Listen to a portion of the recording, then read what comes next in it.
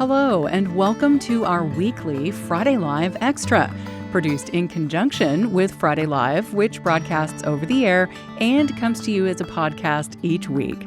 Don't forget to check out even more about Nebraska Arts and Humanities on our website, nebraskapublicmedia.org/Friday Live.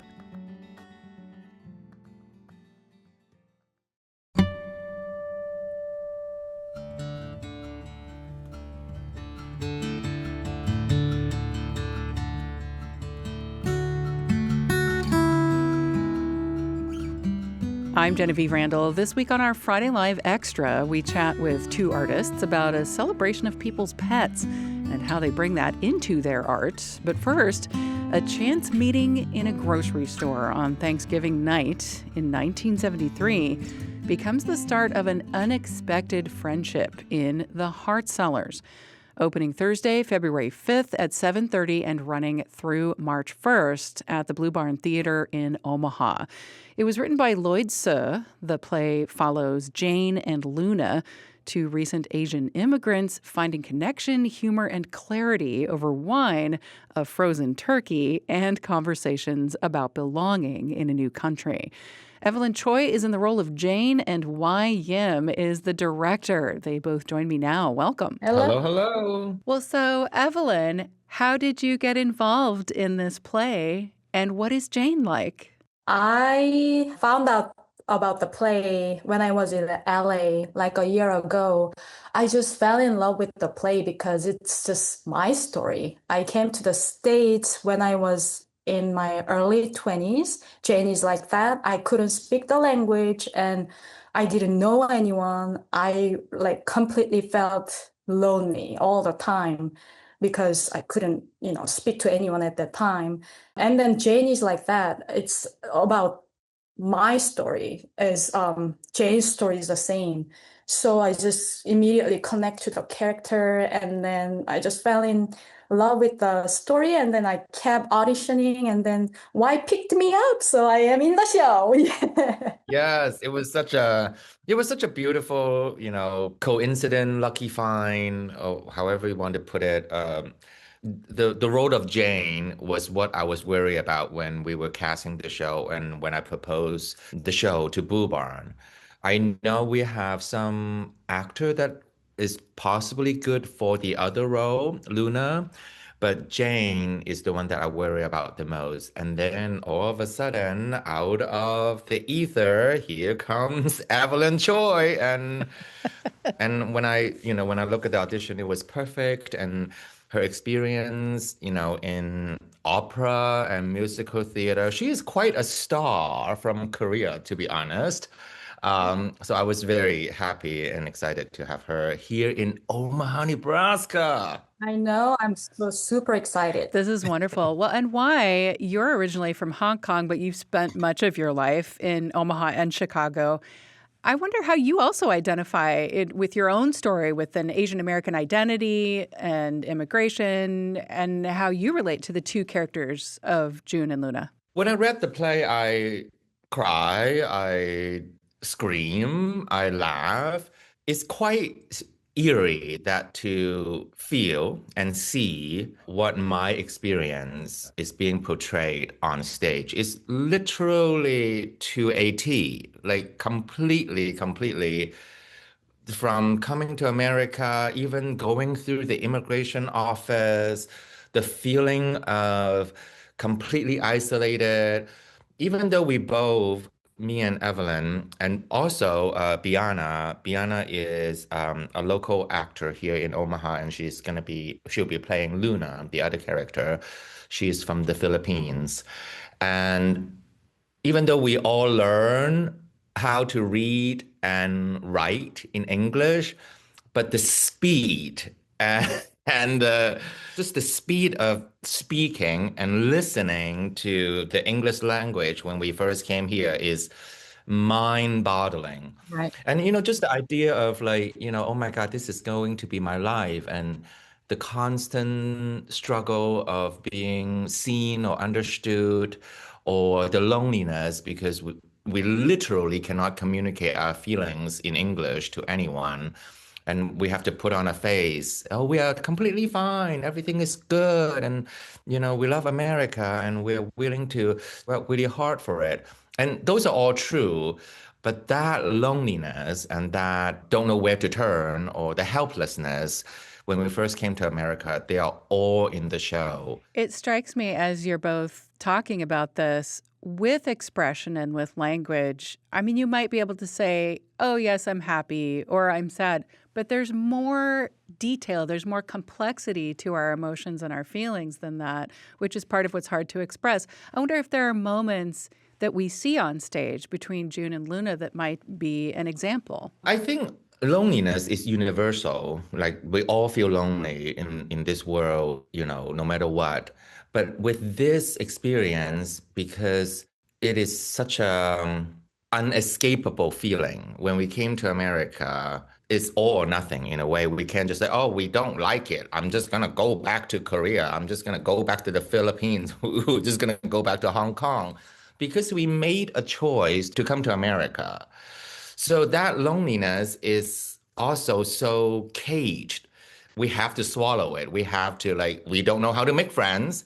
English is not on our side, and there's always going to be a barrier.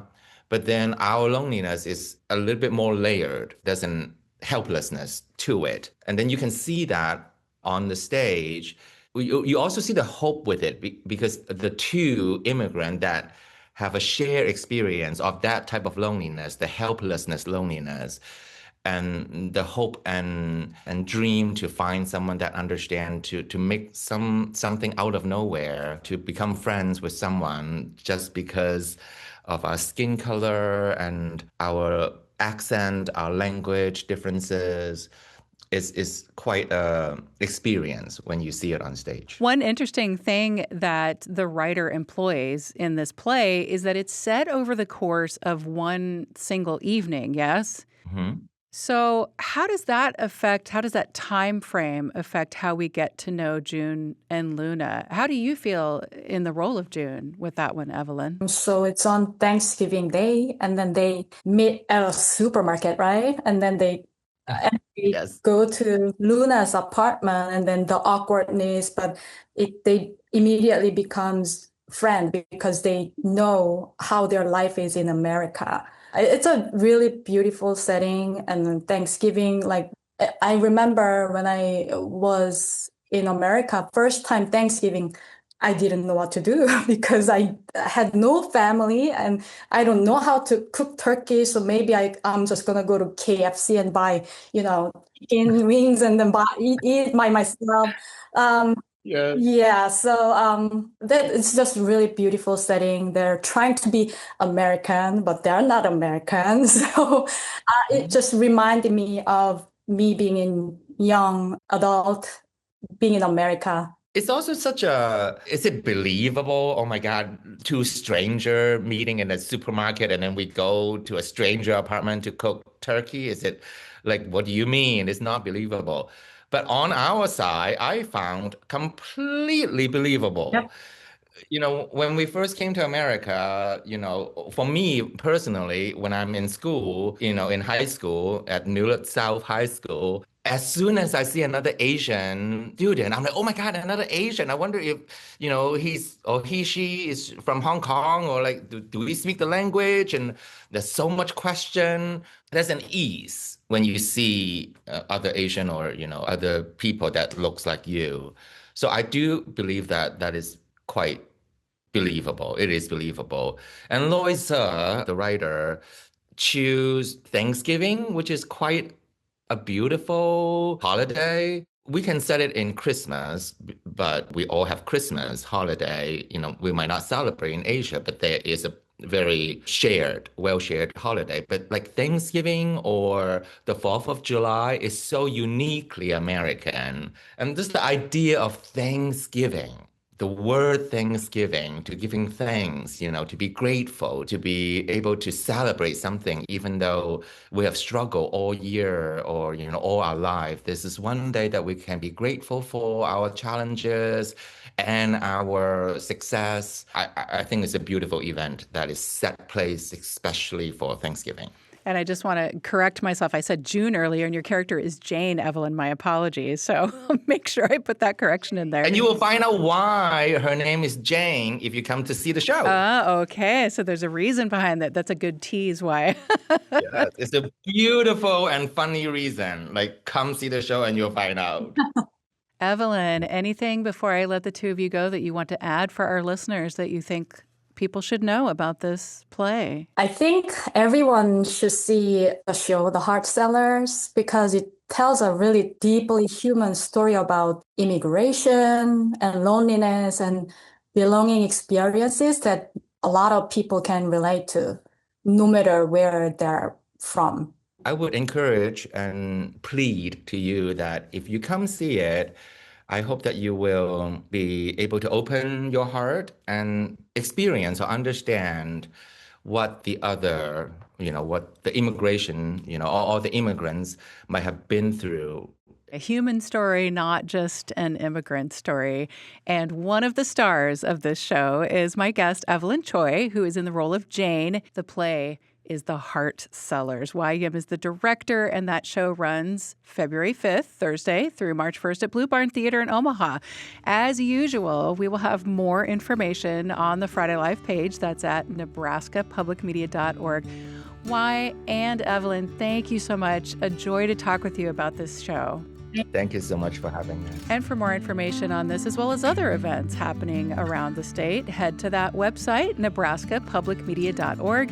I'm Genevieve Randall.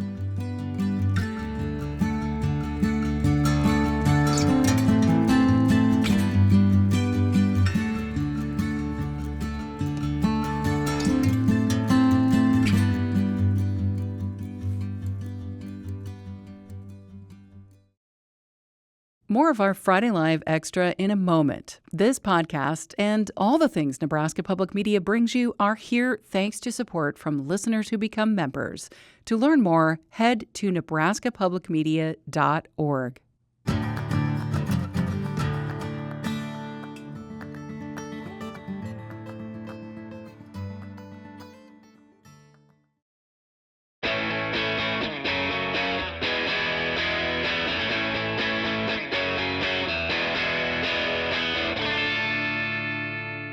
Here we are in the second part of our Friday Live Extra, and for this segment, we are featuring Gallery 9. They are kicking off February with Animal House. This is not the movie. This is an all-member exhibition celebrating pets and the people who love them. With more than 70% of U.S. households owning a pet, the show features artwork in a wide variety of styles and media by those Gallery 9 members. Animal House opens with a First Friday reception, February 6th, 5 p.m. at Gallery 9 in downtown Lincoln, and it will be on view through March 1st. So my guests today here are two artists, Julie Hoppe and Mitch Egeberg. Welcome to the studio.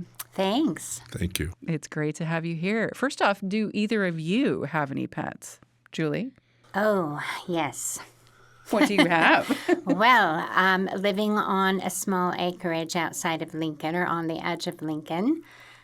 We have had horses, pigs, chickens, cats, dogs. All of the above. All of the above. And Mitch? I have no pets. No pets. Yes. Interesting. This will become interesting as we go along. We like to travel. I see. Can travel be a pet? Are we stretching the definition of pets in this show? I don't know. Okay. So let's go into this. I think this will help us. Can you each talk about how you approached the show subject, Animal House? How did you decide to communicate the subject? And let's start with you, Mitch. Not having any pets or animals, I just thought that, well, I'll kind of just do the best I can. And I do have 3 studio pets that I have. I work mainly from still life, and I paint realistically, so I have to have the still life up there in order to get through the painting as such. The 3 pets of mine are just props that I use. I put together an interesting composition that I hope will make people smile when they do see it. Okay, interesting. I'm intrigued.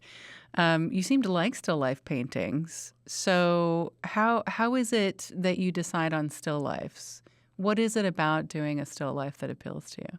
I taught for 39 years, and after I retired, I decided I was going to learn how to paint with oil paints a little better. And I'm learning every day something new with the oil paints. If it's not the fact that it doesn't dry quick enough, or if it's running on me, I have to find solutions for every problem in each painting. Well, now, Julie, you seem attracted to nature in your paintings. And as you mentioned, there's lots of nature around you where you live. Even painting a sandhill crane one time, I noticed, one of my favorite animals on the planet. I have. How does the portrayal of more wild or natural settings compare to maybe a domestic pet? Because also I wondered when I asked you about pets, are the pigs pets? Are the chickens pets? So, yeah, can you talk about that relationship? And they are all pets. However, when I paint, I try to express maybe a little more color. I like to enhance color. I like to enhance light play in the things that I paint. So if you noticed in the Sandhill Crane painting, lots of golds, turquoises, reds, colors you might not naturally see in that type of animal.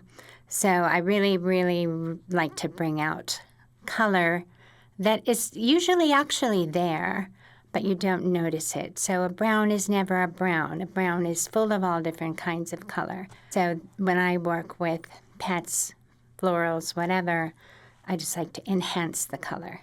This makes me wonder if you feel like this brings out a different character in a particular animal, whether it's a wild animal or a close pet. Most people would probably say that they end up being happy or whimsical. So, yes. Going for the happy and Yes. whimsical. Do you think that this show was challenging to either of you in any new way? How is it to work with a theme like this? I'd like to say that it was fairly easy once I had my idea in mind. We put the show up, and I looked around, and it was just wonderful to see all the different personalities from the animals and the artists come out in the show. One of the other artists used a quote. I told her I was going to steal it.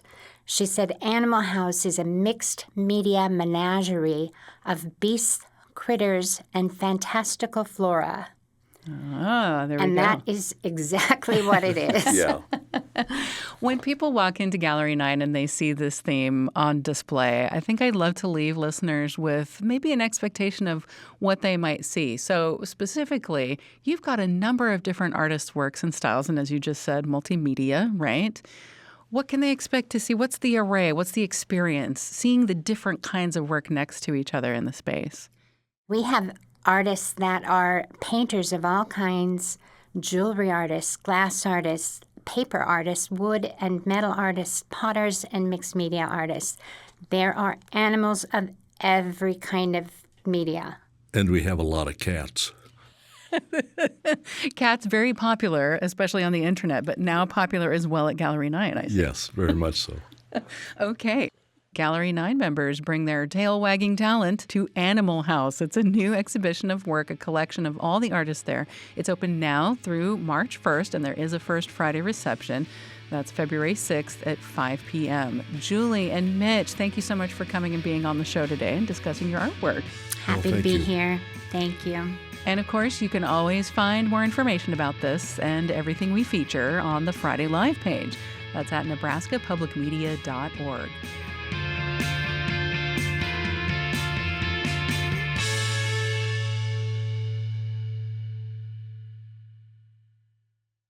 You've been listening to the Friday Live Extra. Don't forget to check out a full Friday Live show, too, by subscribing to the Friday Live podcast. Listen online at nebraskapublicmedia.org/Friday Live, or tune in at 10 a.m. Central every Friday for the broadcast on Nebraska Public Media.